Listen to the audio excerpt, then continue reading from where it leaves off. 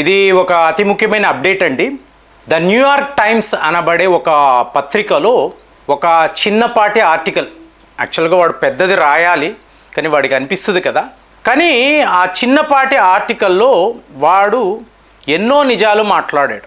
అంటే పాకిస్తాన్ వాడు ఒక యానిమేషన్ చిత్రాన్ని చూపించి అందులో ఒక పేలుడు చూడండి, S-400 ఇలా పేలిపోయింది, ఇదిగోండి రఫేల్ను మేము ఇలాగ షూట్ డౌన్ చేశాము, ఇలాంటివి చూపించి పాకిస్తాన్ ప్రజలను నమ్మించే ప్రయత్నాలు.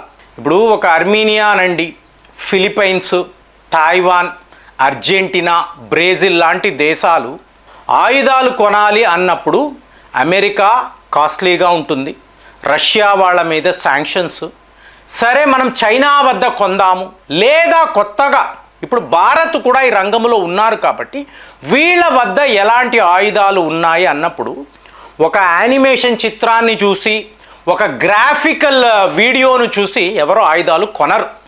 కాబట్టి మీకు హార్డ్ కోర్ ఎవిడెన్స్ అనేది ఉండాలి. సో ఈరోజు భారత్ మన ట్రై సర్వీసెస్, సో వీళ్ళు ఏం చేశారు, అఫీషియల్గా ఒక స్టేట్మెంట్ను విడుదల చేశారు. ఇదేం చిన్న పిల్లల ఆట కాదండి, ఇదేదో టాయ్స్ పెట్టుకొని ఆడేది కాదు, ఇది ఒక బ్యాటిల్ ఫీల్డ్.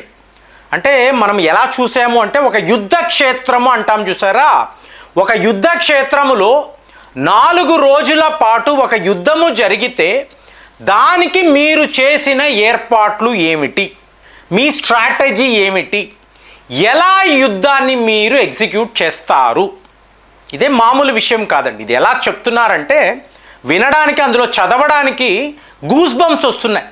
మీకు పాకిస్తాన్ చిన్న దేశమే కానీ వాడికి సపోర్ట్గా నిలబడే వాళ్ళు ఎవరు, చైనా వాడు ఉన్నాడు, టర్కీ వాడు ఉన్నాడు.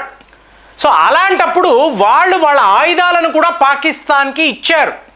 ఇప్పుడు మనము యుద్ధములో గెలవాలి, ఎలా చేస్తాము అంటే ఒక పెనట్రేటే చెయ్యలేని, ఇది ఎట్లా చెప్తున్నారు, ఒక హ్యూజ్ వాల్ని మనం నిర్మించామండి, గగనతలములో మీ శత్రువు చూడని ఒక మహాగోడను మనం నిర్మించాము. ఇప్పుడు ఎప్పుడైతే పహల్గామ్ దాడులు జరిగాయో మనం మన వార్ రూములో ఈ తీవ్రవాదుల మీద దాడులు చెయ్యబోతున్నాము అన్న ఇన్ఫర్మేషన్ వచ్చిన వెంటనే పాకిస్తాన్ వాడు ఏం చేశాడు, ఈ టర్కీ, చైనా వాళ్ళు తయారు చేసి ఇచ్చిన డ్రోన్లను పెట్టుకొని శ్రీనగర్, జమ్మూ, లూధియానా, జలంధర్, అమృత్సర్ ఇలాంటి అతి ముఖ్యమైన నగరాలు, వాటి మీద ఎలాగ మనం డ్రోన్ దాడులు చేద్దాము, ఇది వాడి ప్లాన్. ఎందుకంటే ఒక ఫుల్ ఫ్లెడ్జ్డ్ యుద్ధము వాడు మనతో చెయ్యలేడు, వాడి వద్ద ఉన్న డ్రోన్లు అందులో చిన్నపాటి బాంబులు వేసి ఈ నగరాలను పేల్చేద్దాము, ఇది పాకిస్తాన్ వాడి ప్లాన్ అండి. మరి ఇక్కడ మన ఆలోచన ఏంటి, పోయిన వీడియోలో చెప్పాను మీకు, అఫెన్సివ్ యాక్షన్, డిఫెన్సివ్ యాక్షన్, ఈ రెండిటిని మీరు ప్రాపర్గా అంటే ఇంటిగ్రేటెడ్గా చెయ్యాలి. అంటే integrated air command and control systems, దీన్ని మనము ఒక హైటెక్ యుద్ధముగా చూస్తే రేపు చైనాతోనే యుద్ధము చెయ్యాలి. మరి మీ యొక్క అవైలబుల్ అసెట్స్ ఏమిటి, వీటి యొక్క పెర్ఫార్మెన్స్ ఏమిటి, మీ యొక్క ఎయిర్ పవర్. ఇప్పుడు ఒక ఎయిర్ పవర్ ఇండెక్స్ వచ్చినప్పుడు ఏమైందండి, అమెరికా, రష్యా 3rd ప్లేస్లో భారత్ను పెట్టారు వాళ్ళు, చైనా వాడు గగ్గోల పెట్టాడు, ఎలా కుదురుతుంది, నా వద్ద J-20 ఉంది కదా, JF-17 ఉంది కదా, నా దగ్గర ఎలాంటి మిసైల్ సిస్టమ్స్ ఉన్నాయి, ఎయిర్ డిఫెన్స్ సిస్టమ్స్ ఉన్నాయి, భారత్ వద్ద ఏముంది, మాకన్నా ముందు వాళ్ళు ఎలాగా ఎయిర్ పవర్లో మాకన్నా భారత్ ఎలా ముందుంటారు, ఇది చైనా వాడు అడిగాడు.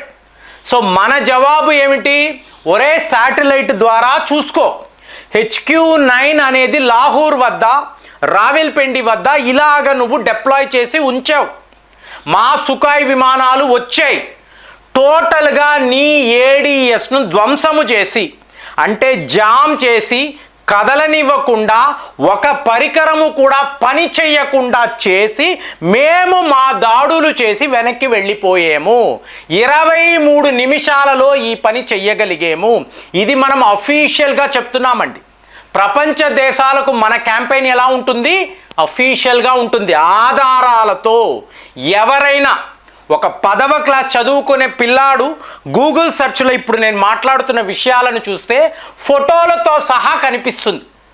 అది మీ సత్తా. మీరు డైరెక్ట్గా ఇప్పుడు రఫేల్ విమానాలను కూల్చేసాము, అలాగే సుఖాయ్ విమానాలు కూలిపోయాయి, ఏంటి ఇది బొమ్మ సినిమానా, యానిమేషన్ సినిమానా, వీటిని చూపించి వాడు వాళ్ళ ప్రజలను ఏమారుస్తున్నాడు. కానీ మనం ఏం చేస్తున్నాము, ఒక స్కూల్ పిల్లవాడు చూసినా కూడా ఎస్ మనము చేసాము, అటాక్ జరిగింది, ఈ అటాక్ని ఎలా చెప్పాలంటే జస్ట్ ఇమాజిన్ ఫ్రెండ్స్, ఇప్పుడు ఒక మహాభారత యుద్ధము, ఈ యుద్ధములో మీ ఫ్రంట్ లైన్ డిఫెన్స్ ఏంటంటే శత్రువు మీ మీదకి వస్తే ఏం చేస్తారు, ముందు మీరు బాణాలు విసురుతారు, బాణాల ద్వారా దాడులు జరుగుతాయి. తరువాత మీరేం చేస్తారు, మీ రథాలు అనండి, మీ అశ్వాలు, ఏనుగులు, సైన్యము, ఇలాగ కదా చక్రవ్యూహము అనండి, పద్మవ్యూహం, దీనికి ఒక నియమం ఉంటుంది కదా. అలాగే ఇది the first line of protection. ఈ ఫస్ట్ లైన్ ఆఫ్ ప్రొటెక్షన్ ఇవాళ ఏమిటి, డ్రోన్లు. మీ వద్ద ఉండే డ్రోన్లు, నెక్స్ట్ లెవెల్లో మీరు వాడే మిజైళ్ళు, 3వ లెవెల్లో మీ యుద్ధ విమానాలు, తరువాతే సైనికులు. ఎందుకంటే సైనికుల ప్రాణాలు అనేవి మీకు చాలా చాలా ముఖ్యము. మీ వద్ద అతి శక్తివంతమైన డ్రోన్లు, మిజైళ్ళు ఉంటే వాటి ద్వారానే. సో మన ట్రై సర్వీసెస్ అధికారులు ఏం చెప్తున్నారు, మేము పాకిస్తాన్లోకి వెళ్ళాల్సిన అవసరమే లేదండి, మేము ఇక్కడ ఉండే అతి శక్తివంతమైన ఆయుధాలను పెట్టుకొని డైరెక్ట్గా మేము పాకిస్తాన్ లోపల మీకు ఎక్కడెక్కడ వాళ్ళ అసెట్స్ ఉన్నాయో, ఆయుధాలు ఉన్నాయో మేము టార్గెట్ చేసి ధ్వంసము చెయ్యగలిగాము. అలాగ మా ఫస్ట్ లైన్ ఆఫ్ ప్రొటెక్షన్ ఇవాళ ఎస్టాబ్లిష్ చెయ్యగలిగాము.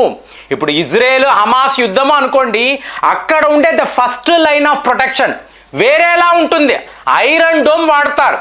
మరి మనము ఏం చేసాము, ఇక్కడే ఆకాష్ అనబడే air defence system clear winner అండి.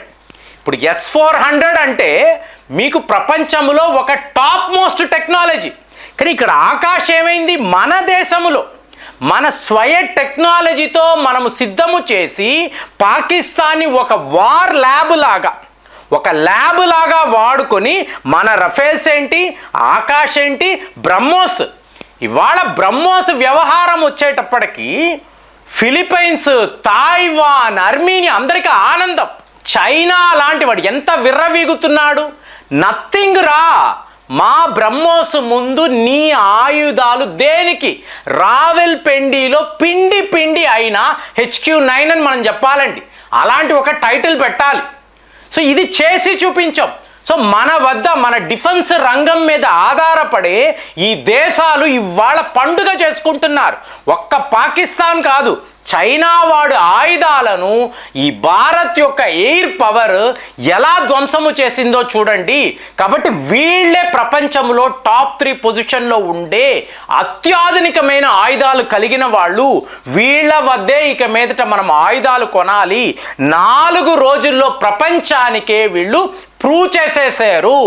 సో ఇది మనకు కావాలి. 7% మనం వృద్ధి రేటు చూసాం డిఫెన్స్ సెక్టార్లో అంటున్నాం, అది కాదండి. చైనా వాడి మీద ప్రపంచానికి ఉన్న నమ్మకము టోటల్గా ఇవాళ ఎరైజ్ అయిపోయి. సో టోటల్గా ఇవాళ ఎవరు నమ్మడం లేదు. సరే మన క్యాంపెయిన్ కదండి, భారత్ చేసే క్యాంపెయిన్, వాళ్ళు ఆహా ఓహో అని చెప్పుకుంటారు అంటే ద న్యూయార్క్ టైమ్స్లో వాడు రాసిన ఈ కథనము ఇవాళ వైరల్గా సర్క్యులేట్ అవ్వడము అంటే అమెరికా వాడే ఎస్ ఇండియా ఒక సూపర్ పవర్, వీళ్ళతో యుద్ధము చెయ్యాలి అంటే వీళ్ళు హైటెక్ టెక్నాలజీ వాడతారు, వీళ్ళు ఆకాశములో గగనతలములోనే ఒక అతి పెద్ద ఒక గోడను నిర్మించారు. ఈ గోడను ఛేదించుకొని శత్రువు యొక్క ఒక ఆయుధము కూడా, ఒక అస్త్రము కూడా భారత్ దాకా రాలేదు. కాబట్టి మన వద్ద మనం అతి కష్టపడి R&D చేసి ప్రపంచ స్థాయిలో సేకరించిన ఆయుధాలు, అమ్ముతున్న ఆయుధాలు పర్ఫెక్ట్గా ఉంటాయి, పర్ఫెక్ట్గా పనిచేస్తాయి అనడానికి మన యొక్క ఈ 4 రోజుల పాకిస్తాన్ ల్యాబ్ అద్భుతంగా వర్కౌట్ అయిందని చెప్పి నాకు అనిపిస్తుంది. మరి మీరేం ఆలోచిస్తున్నారు కామెంట్స్లో రాయండి. మళ్ళీ వచ్చే వీడియోలో కలుద్దాం. జై హింద్.